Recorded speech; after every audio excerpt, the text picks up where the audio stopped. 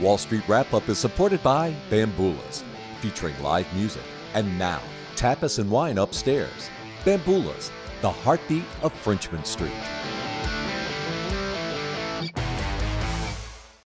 This week on Wall Street Wrap-Up, the first week of 2024 has now been put to bed and officially ended the Santa Claus rally. So how did we do?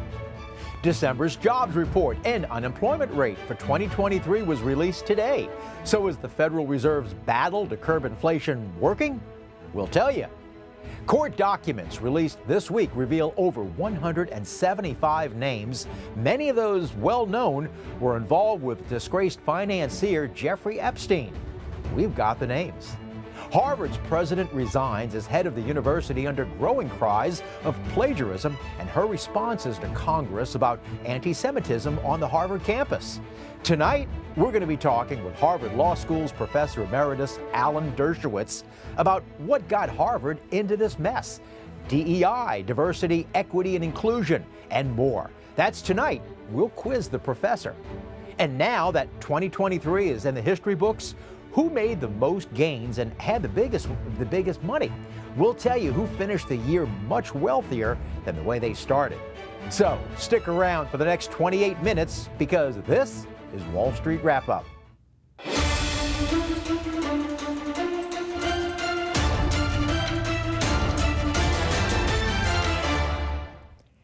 Hi and welcome. I'm Andre Laborde. I hope everyone had a happy new year and the first week of your new year went well for you.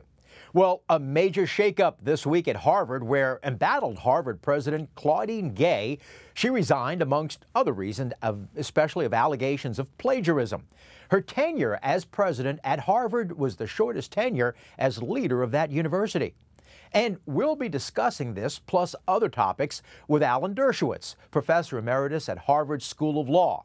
Professor Dershowitz will be here in just a moment.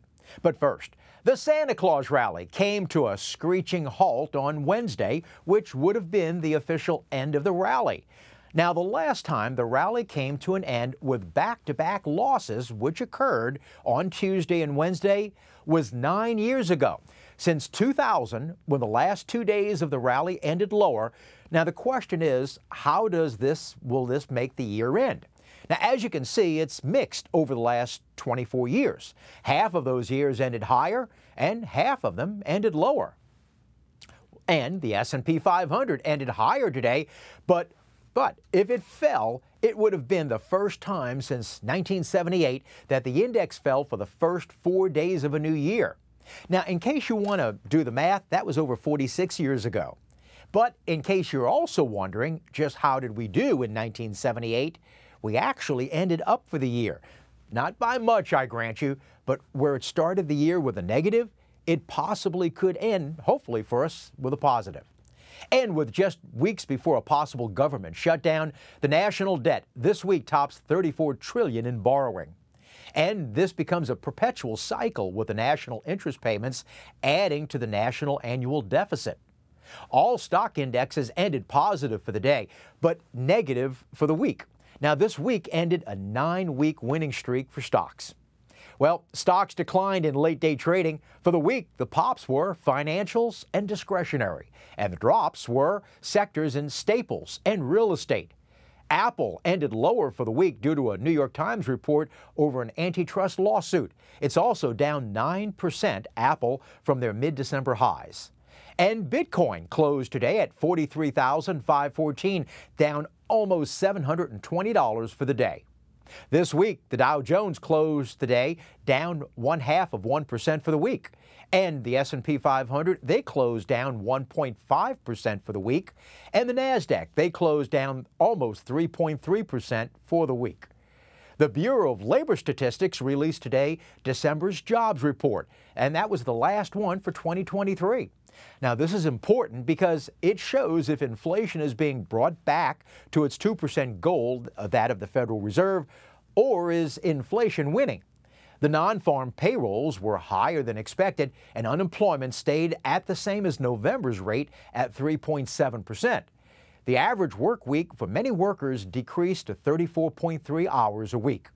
Now, breaking down the unemployment for December, black unemployment was highest at 5.8%, followed by Hispanic at just over 4.5%.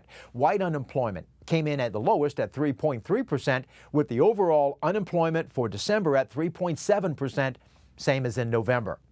The jobs for last month. Government saw the biggest increase at 52,000 added, followed by leisure and hospitality at 40,000. Healthcare came in next at 38,000. Now, government jobs have led the last 2 months, but with government jobs, they can be misleading because they're not selling a product or selling a service. If politicians want to increase the overall jobs picture, they just add on to that sector, which is funded by the taxpayer. Now, due to the infrastructure bill and the CHIPS Act passed by Congress last year, more federal dollars are being put into the construction area, and workers are needed for these construction positions. Take a look at the highest paying careers in construction where a bachelor's degree is not needed. Power line workers make on average just over $85,000 a year, and tower crane operators at just over $77,800 yearly, and welders, they make $73,500 annually on average. And this week, Harvard's president, Claudine Gay, resigned as head of that university.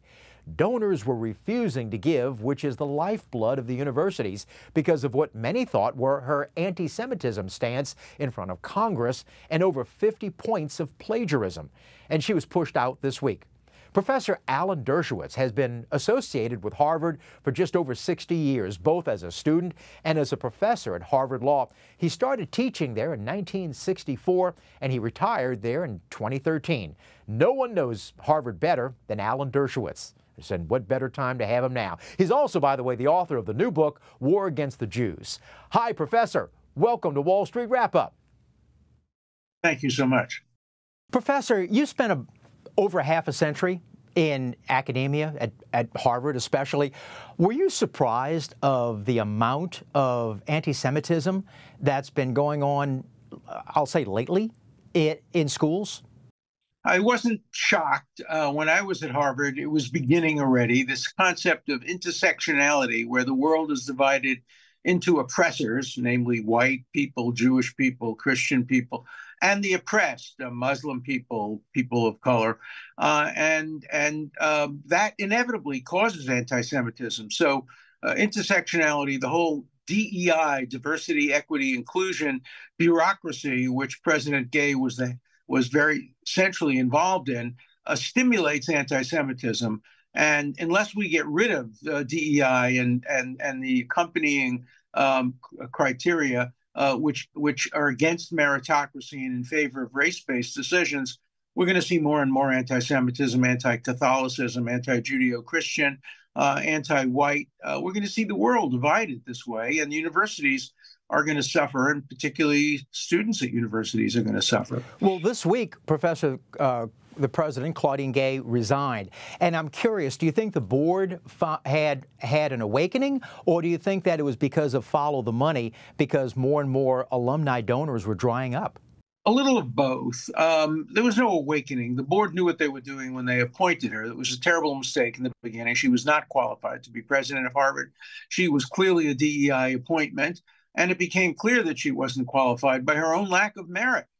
She didn't know how to answer questions in front of Congress. She had all these allegations of plagiarism. She was the wrong person at the wrong time in the wrong job. And now she claims, well, she was a victim of racism. No, the same thing would have happened if she had been a white man with the same background and the same inability to answer hard questions and do the right thing. So it was the right decision for Harvard, but it should be the beginning only of a next step toward the dismantling of the programs and the bureaucracies that put her in the office in the first place. Well, the last administration, during the Trump years, he had signed an executive order to help root out, to stamp out anti-Semitism in schools and other organizations and such. And I know with every new administration, you can remove any executive order from a previous year's. I'm curious, did the Biden administration remove that executive order, or is it still in existence? And if it is still in existence, sir, I'm curious, why hasn't the Department of Justice used that to go after him? Well, first of all, I helped draft the Trump administration's statement. I was there when he announced it. He called on me, the president, to thank me for the role I played. So I'm very proud of, even if it was a small role that I played in getting the Trump administration to stand up against anti-Semitism. Technically, there's been no change. And I hope that the Biden administration will be as strong against anti-Semitism. But thus far, it hasn't done as good a job as the Trump administration did on that one issue. What about, and I know they're probably maybe at others, but at the University of California, at Berkeley School of Law, there are 14 clubs or organizations that are considered and advertise themselves as Zion-free. So, and I'm curious, well, first off, you know what, before, it's no use using a word or a phrase without, what is a Zion or Zionist? Because I know you are. Mm-hmm. It has the right to exist as the nation state of the Jewish people. There's nothing magical and mystical about that. In Berkeley, I can't speak on the Constitution because I'm a Zionist. The dean of Berkeley can't speak at Berkeley at these clubs, the feminist clubs and minority clubs, because he too calls himself a Zionist. To be a Zionist, all it means is that you don't think Israel should be abolished. It has the right to exist. You can be totally critical of everything the particular government does or a prime minister does. It's like saying, you know, you're a supporter of democracy or liberalism or conservatism. But at Berkeley, if you're a Zionist, you can't speak at 14 of these clubs. It's against the law. There are lawsuits now being brought, and I think the lawsuits will prevail, and Berkeley will lose at the state university. State universities can't be censoring people based on national origin or belief in a particular ideology. And so I'm hoping that these lawsuits will go forward and Berkeley will be embarrassed, both in the court of public opinion and in the court of law. And I'm curious also, is it also because they receive state funding and federal funding, that how do you receive this kind of taxpayer dollars and also have this type of a ruling in effect? I agree with you. But look, I can't speak at Harvard. I was at Harvard 60 years, probably one of its longest standing faculty members, and I can't be invited to speak on the campus about Israel. When I was invited by a group, they had to take my talk off campus for fear of my physical safety. That's how dangerous it is today at university to be an openly supportive Zionist or a Jew who wears a kippah or somebody who has different views from the intersectionalists. It's dangerous physically, and students are being denied the opportunity to hear people like me. I support the two-state solution. I'm a very moderate person on the Middle East, but my views are not acceptable at Harvard. Well, what about, I mean, I remember, and I know you certainly do, but many people, let's say, are under 30, okay? They may not remember know of, let's say in Skokie, Illinois. Skokie at one time was a predominantly Jewish area, but neo-Nazis wanted to parade down the street where at the time there were a lot of Holocaust survivors that were alive. And the ACLU took up the neo-Nazis cause and actually defended their right to march, which was what is the AC. As did I. I supported the Nazis. My mother wouldn't talk to me for weeks. She said, "Whose side are you on, the Jews or the Nazis?" And I'm on the side of the Constitution, the First Amendment. She said, "I'm your mother. Don't talk to me that way. You either have to be on the side of the Nazis." But, you know, my mother was not college educated. A lot of folks at Harvard today would ban people from speaking on campus, and I wouldn't do that. I just want to make sure that the rules are applied equally to all kinds of people, whether they be Nazi or anti-Nazi, Palestinian or anti-Palestinian, you know, Jewish or anti-Jewish. We have to have complete free speech on university campuses. Well, would the ACLU of then, are they still the ACLU of today, where they would look at not parties or political parties, but what's right and what's wrong? No, it's the same initials, ACLU, only the first word has changed. It's now the Anti-Civil Liberties Union, Anti-Civil Liberties Union.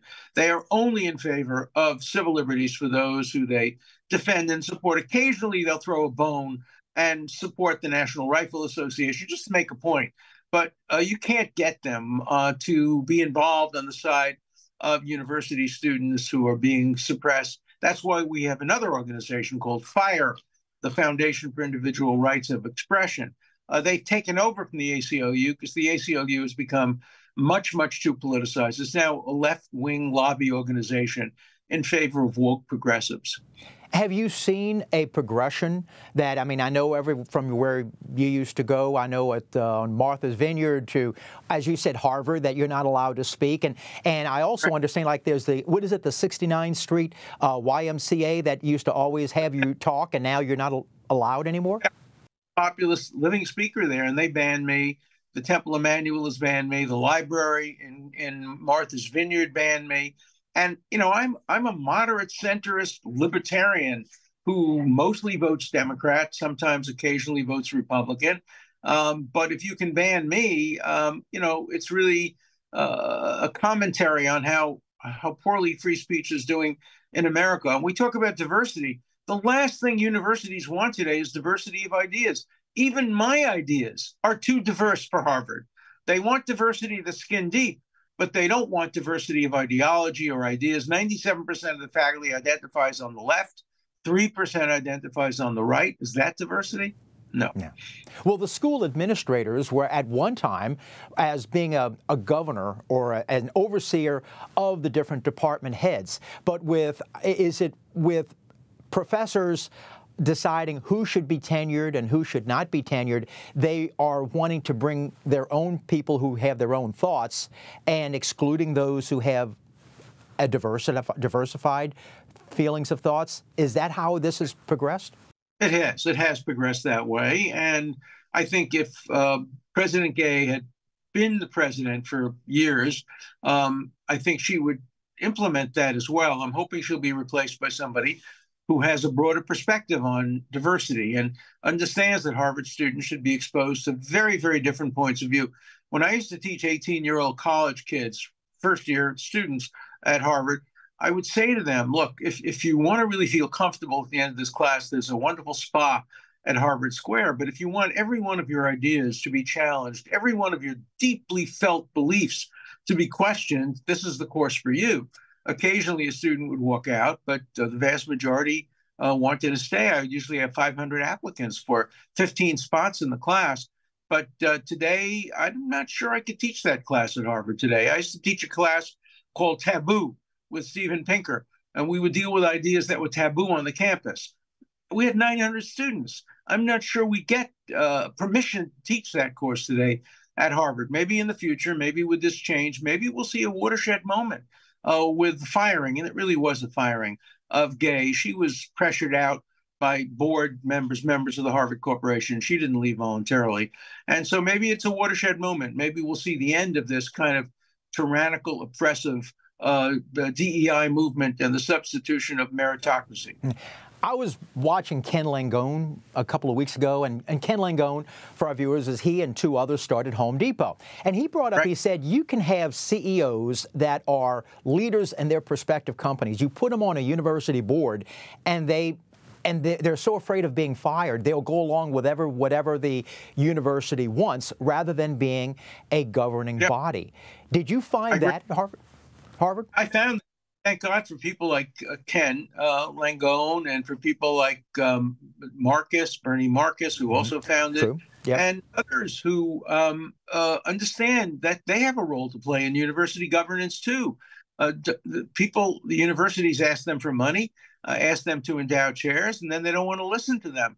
And thankfully, alumni brought pressure on Harvard to fire President Gay, and they succeeded. And I think that's a good thing. We have a system in our country of checks and balances. Nobody gets to say the last word. There's always a system in place of checks and balances. And we saw checks and balances working for Harvard, something that in my 60 years at Harvard, I really hadn't seen before. This was a very important moment in the history of higher education in America. What about, you talk about DEI, diversity, equity, and inclusion. Well, now including of universities, but also corporations. And I'm thinking about companies publicly traded. Disney, Coca-Cola, Target. They all have DEI administrators. Do you think that this is a watershed moment, too, that a lot of CEOs are going, this has now gone too far? I think so. In fact, it started even before the Gay thing. I think, corporations were losing money Broadway was losing money. Theater was losing money. You can't just have plays that reflect DEI. And you can't have corporate governance. You know, the role of a corporation is to make money for its stockholders, not to use the ideology of a few people to further that ideology through the money that is needed by retired people, retired policemen, retired teachers. These pension funds have a job to do, and they ought to be doing it, and they ought not to be in the social justice business. I know Congress was talking about, and I guess this was all when this started off with the heads of the universities of Harvard, MIT, yeah, and University of Pennsylvania. They were talking about with federal funding and taking away federal funding. Do you think this is a job of Congress, that they should get more involved in this? It's part of our checks and balances. Mm-hmm. Congress shouldn't have the last word, but they should have a word. Alumni should have a word. Students should have a word. Future students should have a word. Universities are too important in America to leave them only to boards or corporations of the university. And I think what happened at Harvard was a good display of our system of checks and balances at work, and it produced a good result. I think the result today was good for Harvard, or the other day it was good for Harvard. I think it's good for America. I think it's good for American universities. I'm reminded of when you were talking just now with William Buckley, Bill Buckley, who had founded National Review, said, I think he said, I'd rather be guided by the first 535 telephone numbers out of the Boston phone book than out of the 535 members of Congress. So, well, I don't want to charge my Bill Buckley with plagiarism, but that actually comes from Thomas Jefferson. Oh, who said, here's what he said. You ask a difficult philosophical problem to a plowman or a professor, and you're more likely to get a better answer from the plowman than from the. And Bill Buckley and I were good friends. He called me a liberal. I called him my favorite conservative.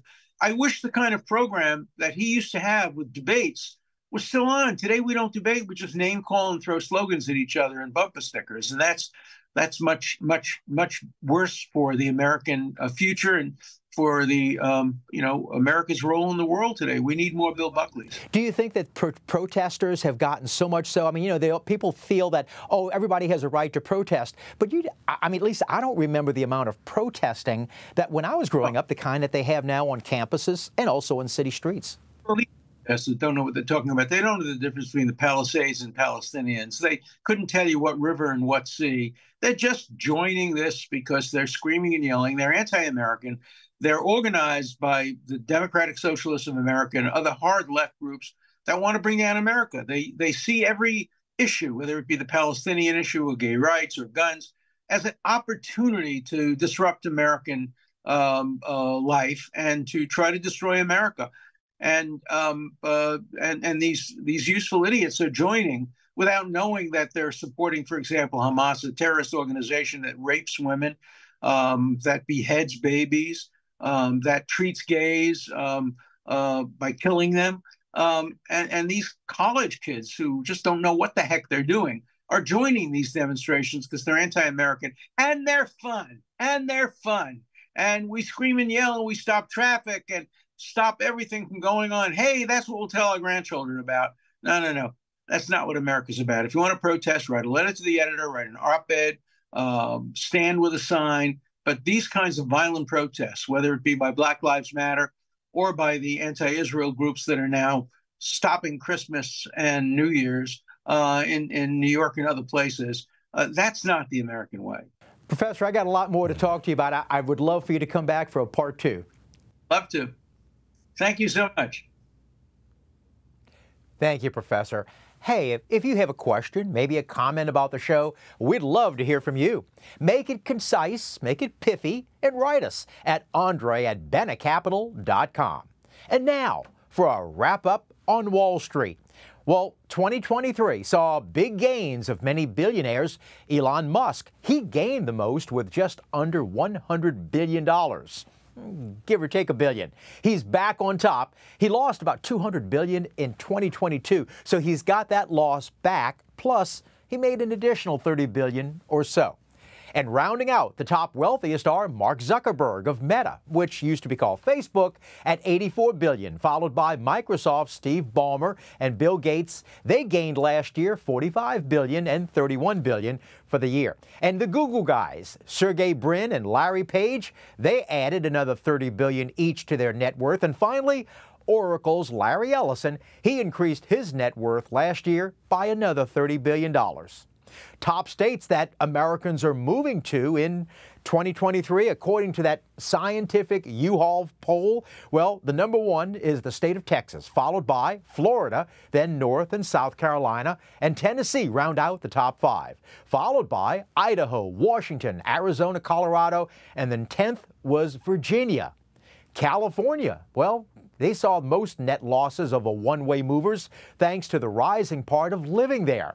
Many of the attractions of people moving to these other states are low and no state income taxes. In fact, Texas has the most Fortune 500 headquarters of all 50 states, with 53 Fortune 500 heads now living in the Lone Star State. And a major legal disclosure, court documents were unsealed this week, revealing the identities of more than 150 people with ties to Jeffrey Epstein, sex trafficker and financier who died in prison.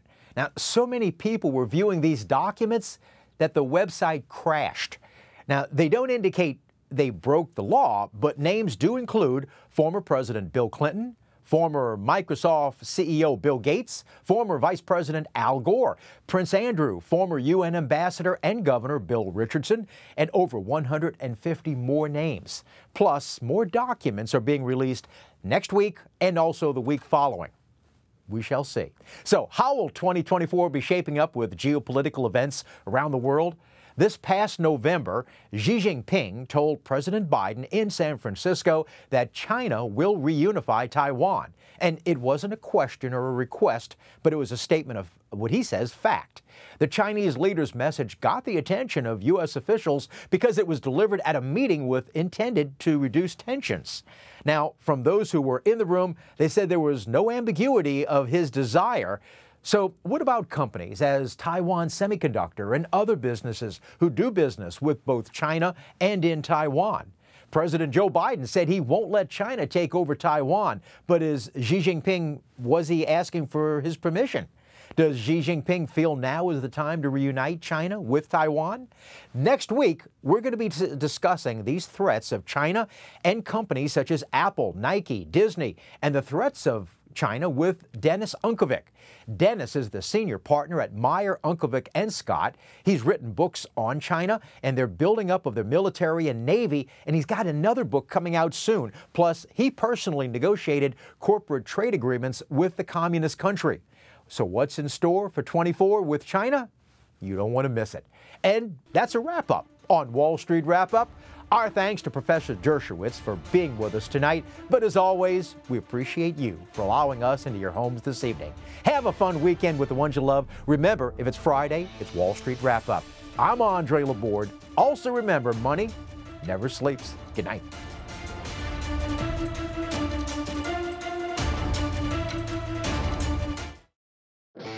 Wall Street Wrap-Up is supported by Bamboolas, featuring live music. And now, tapas and wine upstairs. Bamboolas, the heartbeat of Frenchman Street.